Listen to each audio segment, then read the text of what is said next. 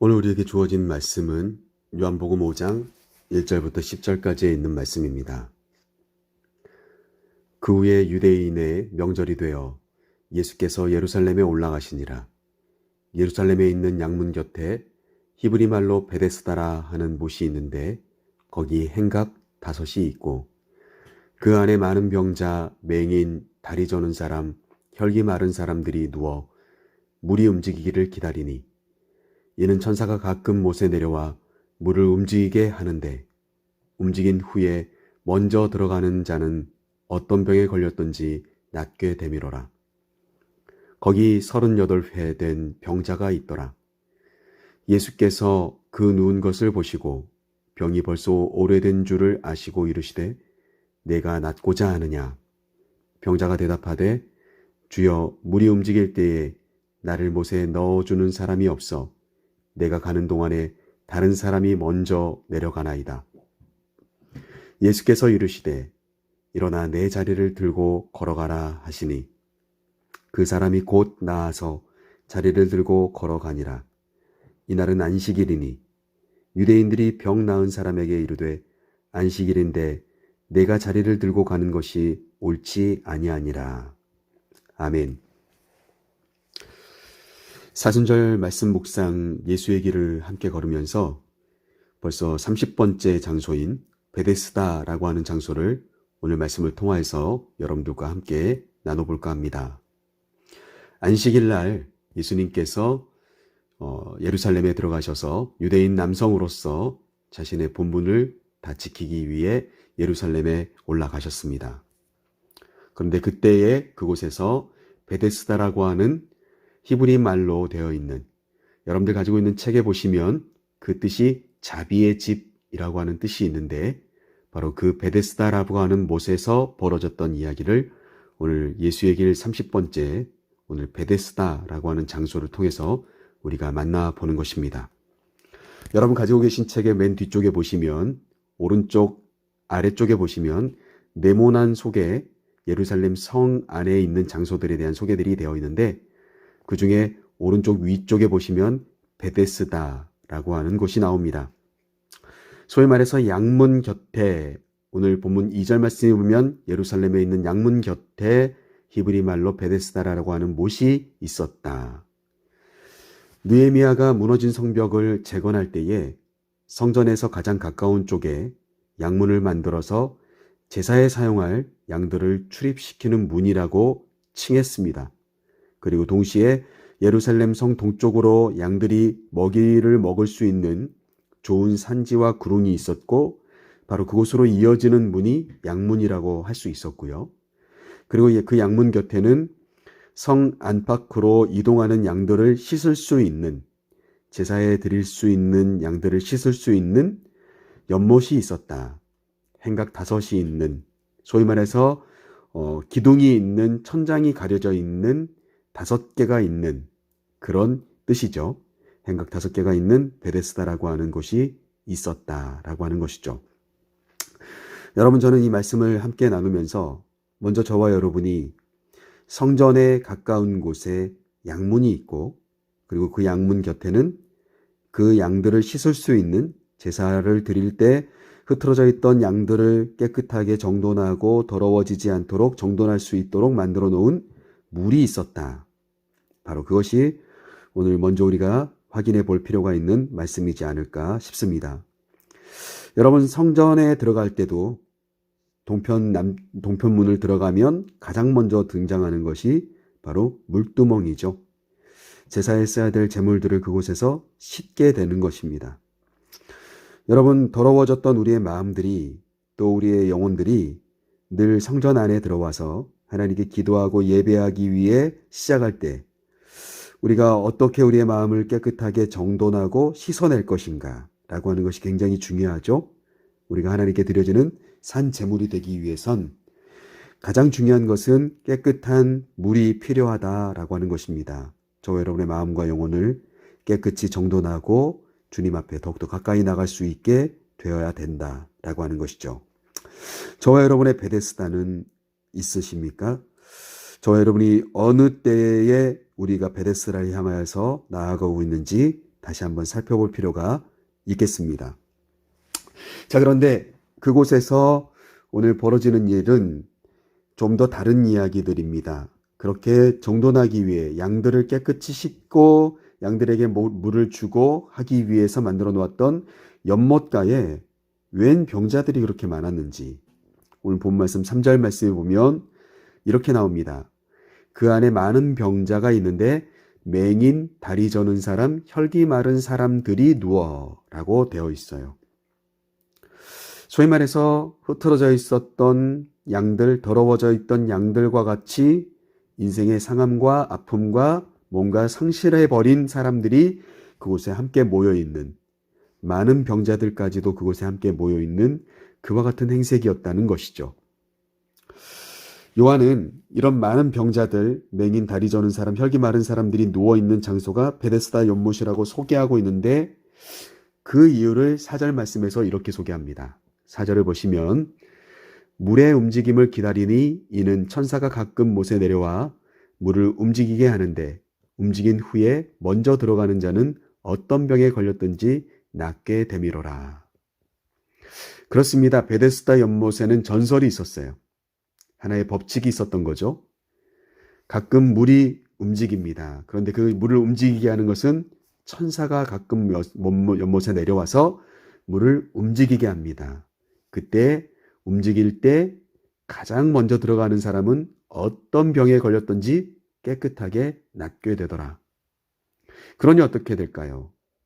제사에 사용되는 양들뿐만이 아니라 많은 병자들, 맹인, 다리 저는 사람, 혈기 마른 사람들이 그곳에 함께 모여서 천사가 내려오기를 기다리고 물이 움직이기를 기다리고 있는 것이죠. 그리고는 그곳에 가장 서로 먼저 들어가려고 하는 그와 같은 준비된 모습들. 여러분, 그와 같은 광경이 오늘 베데스다 연못에서 펼쳐지고 있는 그와 같은 장면이었다라고 하는 것입니다. 어찌 보면은요, 우리는 조금 덜 아픈 사람이 빨리 나올 수 있겠다는 생각이 듭니다. 거동이 불편한 사람, 오늘 주인공인 38년 된 병자처럼 아무도 옆에서 도와주는 사람도 없으면서 본인도 아파 있는, 그래서 먼저 들어갈 기력이 없는 사람은 항상 그곳에 머물러 있을 수밖에 없는, 아니면 포기해야만 되는, 병 낫기를 포기해야 되는 그와 같은, 어찌 보면 누군가에게는 성공의 공간인데 어찌 보면 누군가에게는 실패의 공간, 바로 그곳이 베데스다 연못의 모습이었다라고 하는 것이죠.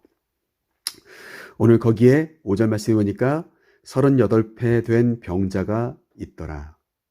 38년이나 아파 있었던 사람이 그곳에서 많은 세월을 보냈는지 어찌 됐는지는 알 수 없지만 천사가 수없이 내려왔을 테고 치유가 일어났지만 베데스다에서 그 법칙대로라면 이 38년 된 병자는 그곳에서 치유받지 못하고 계속해서 다른 사람들이 치유받는 모습만 바라보며 부끄러워하고 비교하는, 자신은 회복되지 못하면서 동시에 다른 사람들은 승리하고 환호하는 모습을 지켜봐야 되는, 어찌 보면 또 하나의 고통, 또 하나의 소외됨이 함께 공존하는 장소가 베데스다 연못이었다라고 하는 것이죠. 저는 이 베데스다의 연못이 어찌 보면은 이 세상과 같다라는 생각이 듭니다. 겉으로 볼 때는 많은 기회들이 있다고 합니다. 그리고 겉으로 볼 때는 우리가 잘 산다고 합니다. 그리고 발달되고 있고, 그리고 분명히 성장하는 그런 삶을 살아갈 수 있다라고 이야기합니다. 그런데 가지고 있는 자가 조금 더 많은 것을 갖게 되고 좀 더 많은 것들을 할 수 있는 능력이 되는 사람이 더 많은 것들을 차지하고 있는 세상, 그게 바로 베데스다 연못의 모습이면서 동시에 우리가 살아가는 세상의 모습이라고 그렇게 말씀드릴 수가 있을 것 같습니다. 여러분, 우리의 교회는 또 어떻습니까? 교회도요, 때때로는 부의 원리가, 또 내지는 도시권에 있는 큰 대형 교회가 또 성장하고 또 부흥하고, 그런 모습들을 우리가 많이 볼 수가 있죠. 오히려 순수하게 정말 소박하게 출발되는 교회들은 도리어 문을 닫아야 되는 그와 같은 안타까운 현실들을 우리가 겪게 되죠. 여러분, 교회만큼은 정말 말 그대로 베데스다가 자비의 집이라면 그 안에 자비가 있어야 될 텐데, 교회가 말 그대로 하나님께서 이 세상 가운데서 우리를 부르신 사람들의 모습이라면 우리는 그 안에서 하나님의 부르심을 받은 확실한 응답하는 사람들이 있어야 될 텐데, 그와 같은 모습은 점점 사라지고 조금 더 뭔가 가지고 있는 사람, 세상의 원리와 법칙과 동일하게 움직이는 교회가 되어서는 안 되겠죠. 여러분, 그와 같이 베데스다 연못을 우리가 살펴볼 수가 있겠습니다. 그곳에서 낙오되어 있었던 38년 된 병자, 바로 그 사람이 오늘 주인공이죠. 그 사람에게 예수님은 무엇을 말씀하십니까? 6절 말씀이죠. 6절 말씀 같이 보시겠습니다. 예수께서 그 누운 것을 보시고 병이 벌써 오래된 줄을 아시고 이르시되 내가 낫고자 하느냐. 여러분, 예수님께서는 가장 원천적인 이야기를 하십니다. 내가 왜 여기 있느냐? 네가 병 낫기 위해서 여기 있는 거 아니냐? 그런데 너의 병이 벌써 오래되어서 38년이나 되었구나. 오늘 예수님은 그를 불쌍히 여기십니다. 예수님은 그를 보시고 굉장히 안타깝게 생각하십니다. 주님이 보실 때 문제는 해결되어집니다. 주님이 우리를 보셔야 합니다. 우리의 아파하는 모습, 우리의 실패한 그 자리, 우리가 눈물 흘리는 그 절망의 자리를 주님이 보시는 순간 우리에게 가장 원천적인 질문을 하실 거예요. 내가 낫고자 하느냐? 그런데 안타까운 것은 7절 말씀이죠. 7절 말씀 보시면 병자가 예수님께 대답합니다. 주여, 물이 움직일 때에 나를 못에 넣어주는 사람이 없어 내가 가는 동안에 다른 사람이 먼저 내려가나이다. 가장 베데스다적인 대답이죠. 베데스다 연못에서의 전설과 동일한 대답입니다. 그렇습니다. 저는 낫고 싶었지만 그러나 물이 움직일 때 내 곁에는 아무도 나를 도와주는 사람이 없어서 나보다 누군가가 더 먼저 내려가서 깨끗하게 되는 것을 내가 보게 되는 안타까운 현실입니다. 내가 어떻게 나을 수가 있겠습니까? 라고 하는 베데스다적인, 극히 베데스다 연못의 전설과 동일한 대답을 이 사람은 했다라고 하는 거예요. 그런데 그때 이어지는 8절 말씀이죠. 8절 말씀 보시면 예수께서 이르시되 일어나 내 자리를 들고 걸어가라 하시니 그 사람이 곧 나와서 자리를 들고 걸어가니라. 아멘.